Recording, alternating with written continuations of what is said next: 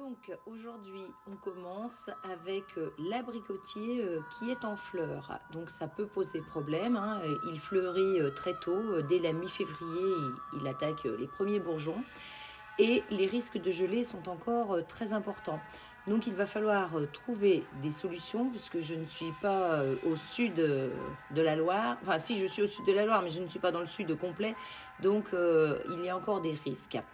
Donc je vais vous en parler plus tard. Là on voit le pêcher qui lui aussi est en fleurs, donc il arrive un petit peu après l'abricotier, mais voilà, il le suit de près. Donc je vous en reparle un petit peu plus loin. Et puis après le pêcher, nous avons aussi le nectarinier qui lui est une sorte de pêcher. Alors c'est un nectarinier en pot, donc lui, eh bien, j'ai un petit peu peur du gel aussi, donc je le protège.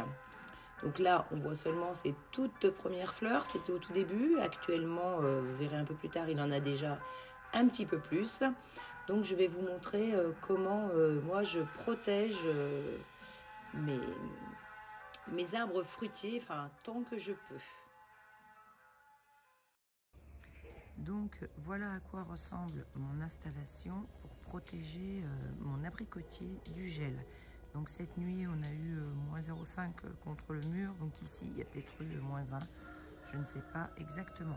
Donc c'est sûr que le haut n'est pas protégé, mais voilà, je ne peux pas tout faire et je me dis que si je sauve quelques abricots, ça sera pas mal.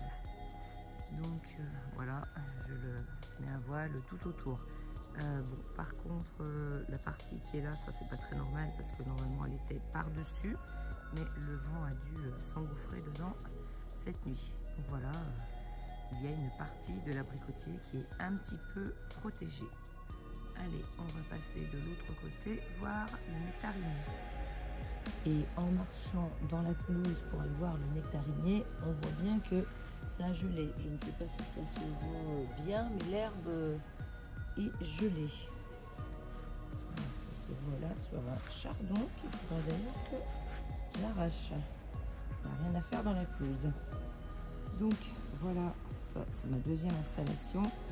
C'est pour le nectarinier, donc pareil. Bon, le vent s'engouffre un peu dedans, hein, ça bouge un petit peu. Mais voilà, il est partiellement protégé. Donc pareil, vraiment le haut maintenant n'arrive plus à être protégé. Donc je mets simplement du voilage. Là j'avais rajouté 3 bambous, sur les côtés pour attacher un petit peu mieux. Donc pour que ça touche le moins possible les fleurs, parce que ça peut faire tomber les fleurs si le voilage les touche de trop près. Donc voilà pour mon installation. Alors, on va commencer avec le ragouminier qui lui est en fleurs aussi très précocement, fin février ça démarre. Et c'est un arbre qui est très rustique puisqu'il peut aller jusqu'à moins 20 degrés, il vient d'un pays froid. Donc ça ne pose pas de problème. Et puis au niveau de sa floraison, eh bien écoutez, depuis plusieurs années que je l'ai maintenant, j'ai toujours eu des ragoumines, j'en ai au contraire de plus en plus, et je ne l'ai jamais protégé. Donc voilà, lui je ne m'en occupe pas, il mène sa vie de ragouminier. Je vous laisse avec quelques images avant de vous parler du prochain arbre. Alors maintenant, on va continuer avec l'abricotier. Alors là, c'est nettement plus problématique. Donc l'abricotier, il faut savoir que quand le bourgeon floral se gonfle et que le calice devient visible, eh bien, il ne faut pas qu'il y ait moins de moins 4 degrés. Quand les étamines pointent, ça ne supporte pas les moins 3 degrés. Et la fleur est détruite à moins 2 degrés. Et quand les pétales tombent, il ne faut pas descendre en dessous de moins 0,8 degrés. C'est vraiment très très précis. Et même pour les jeunes fruits, voilà, c'est fichu à partir de moins 0,5 degrés. Donc l'abricotier, c'est sûr que c'est pas pour rien qu'il est plutôt planté dans le sud de la France, ou alors il faut qu'il soit dans un lieu vraiment très très protégé, bien à l'abri, dans un coin voilà, plus au sud ou qu'il soit vraiment à l'abri du gel. Donc c'est pour cela que lui, je suis obligée de le protéger. Là, je surveille vraiment la météo et heureusement que je ne pars pas en vacances 1 ou 2 jours parce que sinon tout serait fichu. Donc vous avez vu que je le protège comme je peux. Il n'est pas complètement protégé, mais bon, voilà, je fais le maximum que je puisse faire.